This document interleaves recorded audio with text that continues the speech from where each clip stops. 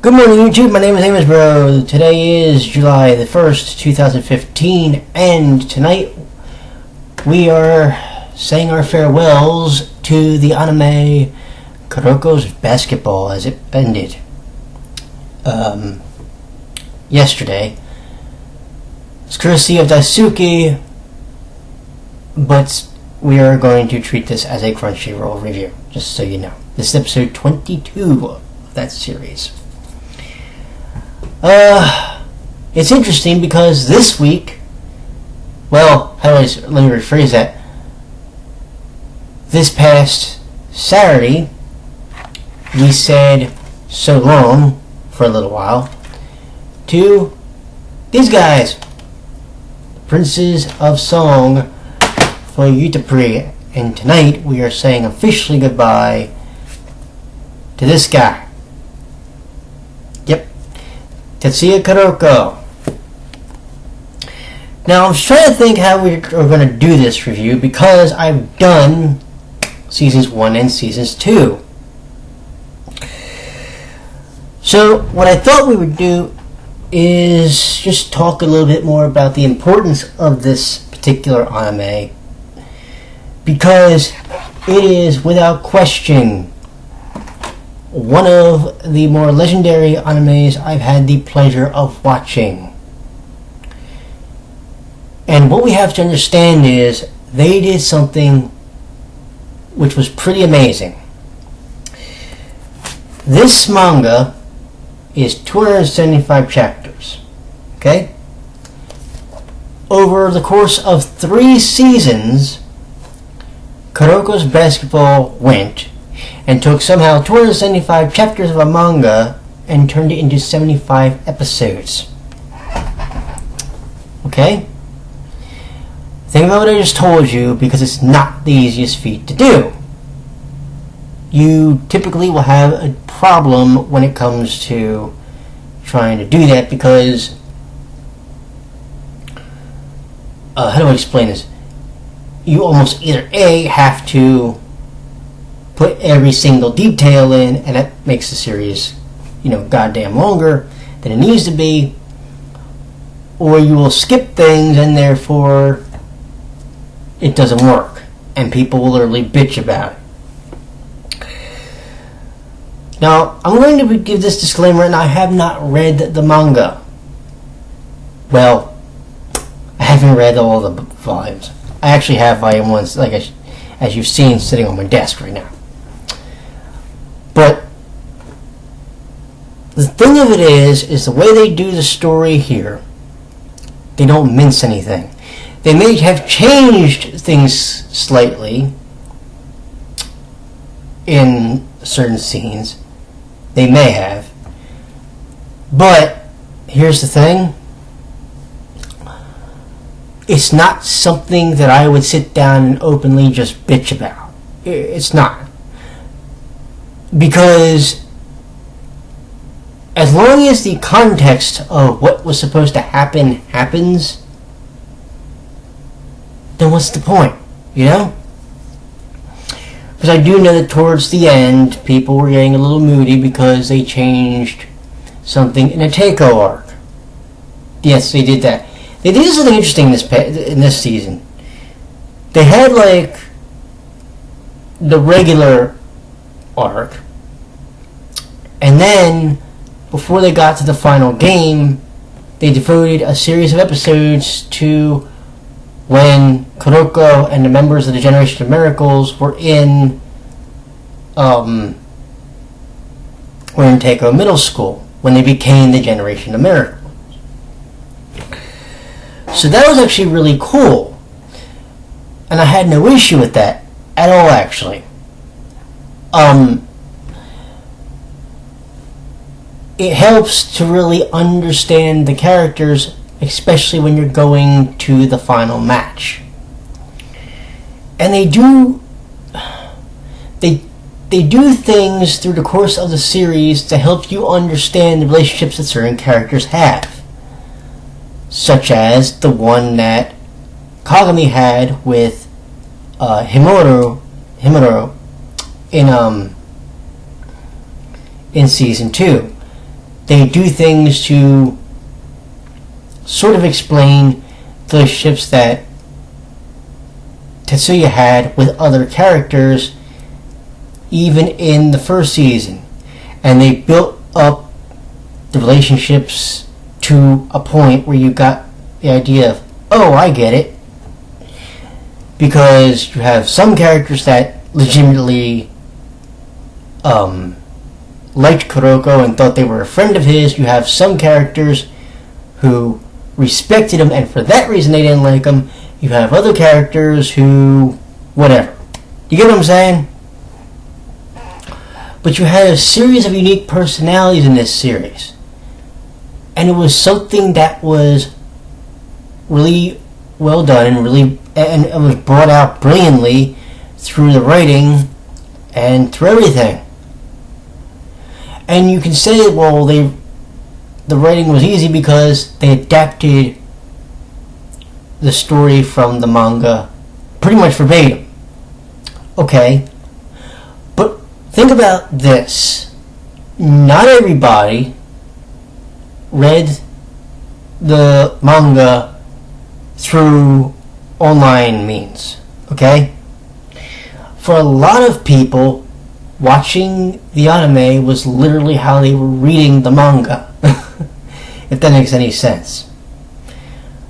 So when they did the Teiko arc, when they did, everything, all the matches, the Yosen match, the Toes matches, when they did the matches against Sutoku, when they did the Kaijo matches, you understood the relationship that Tetsuya had with each member. And it was so cool to see, especially when you look at some of the other characters that weren't as, we'll say, prominent, even though they were part of the GOM schools. You got a character like Sochi Miyoshi, who's literally one of my favorites. He's a wisecracking son of a bitch that, he was a jackass, but he was a fun jackass to see. You have Kazumatsu, who was teammates with Kisryota, who, FYI, Kisryota's Seiyu is one of the new members of Heavens in Season 3 of Udapri. So, there's a little connection for you when you go to watch Season 3 and Season 4 now for that show. They do a lot of interesting things, and like showing the different relationships between, how do I explain this? We'll call it the wingman and the GOM person.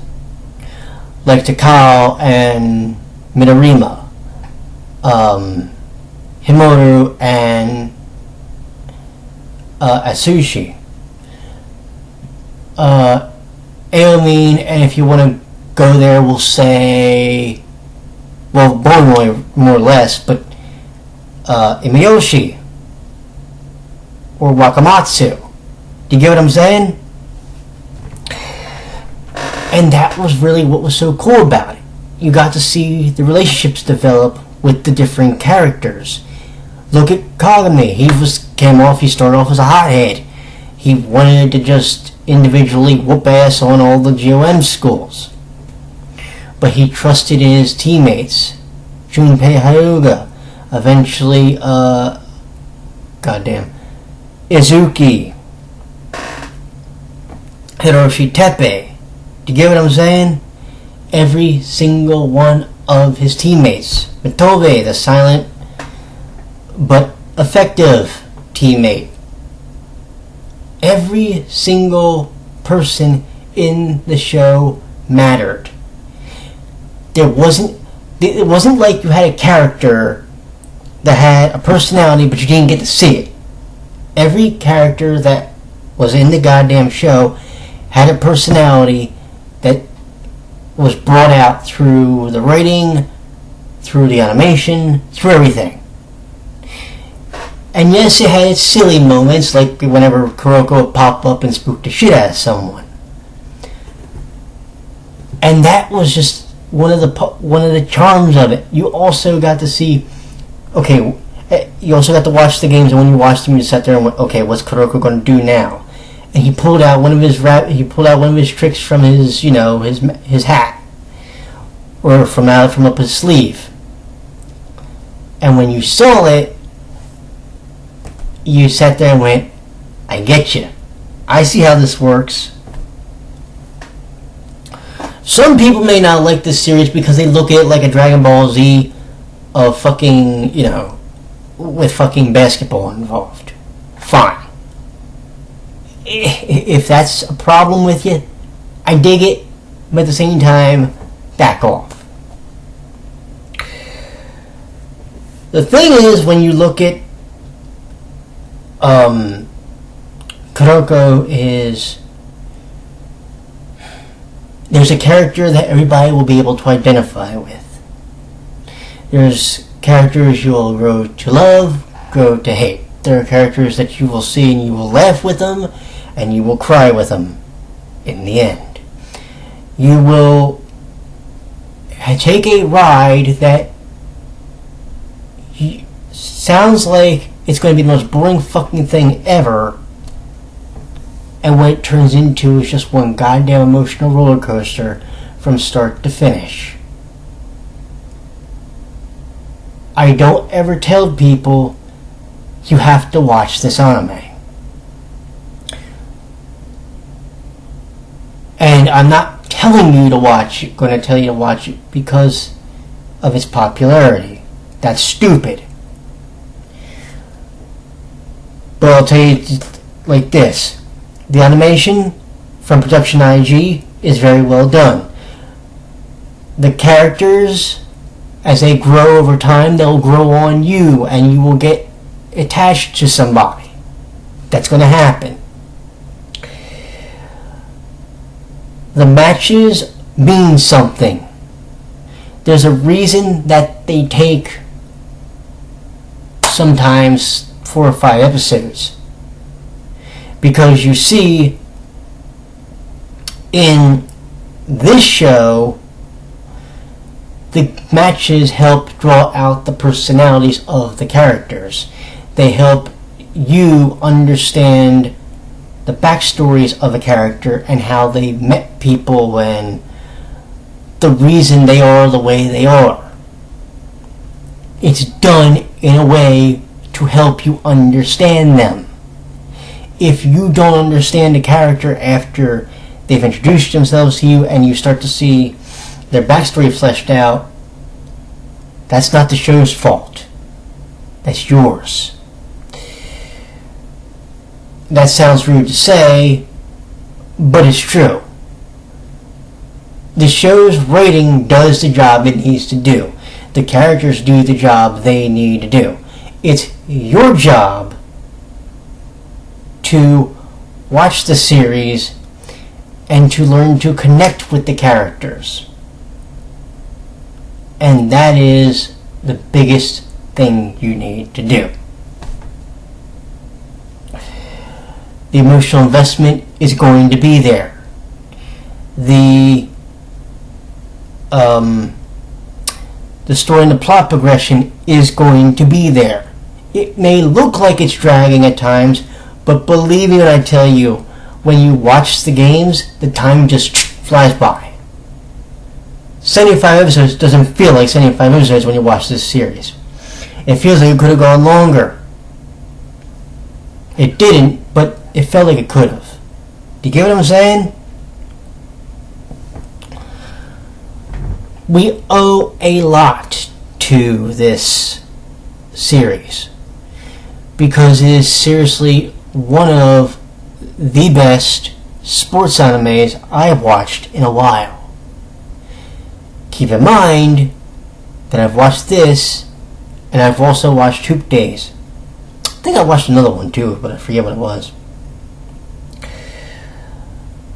You need to hunt this series down. You need to watch it. And you need to just let the matches go.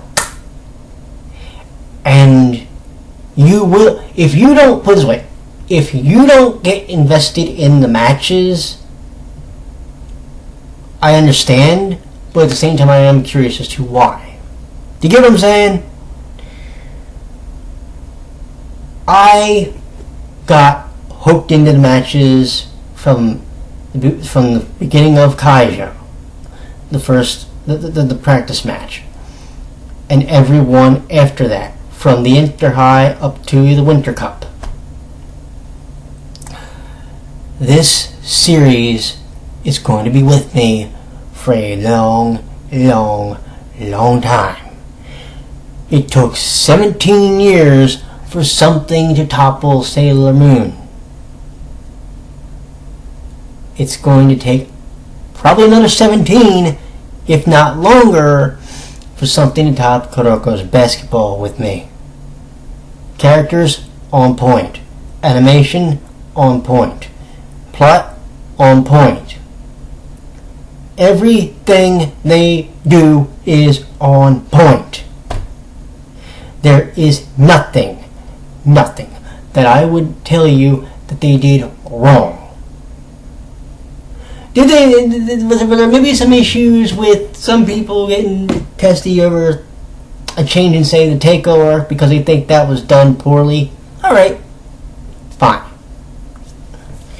But for those of us that didn't sit down and read the manga, that's 275 chapters, they did just fine. I have no issue with the way they did the story. I have no issue with the way they portrayed the characters. I have no issue with the way they portrayed anything. And it's rare that I say that. Do you understand what I'm saying? This series did for me what very few other series can do. And when you know that a series is going to end and you don't want to watch the fucking episode because you know you're going to be wanting to cry your eyes out at some point, and you know you're done with it, you have no idea, man. Long live Kuroko's basketball. You need to go watch it now. Do me a favor. Watch this review, then start watching. You got 75 episodes and a bunch of side stuff to watch if you want. You'll have a good one. The next review that will start will be A Certain Magical Index, requested by Derek Ward. That doesn't start, however, until next week. Sunday night, I will be reviewing Dominion for New Japan Pro Wrestling on July the 5th. Take care, my friends, and I will talk to you later. Goodbye.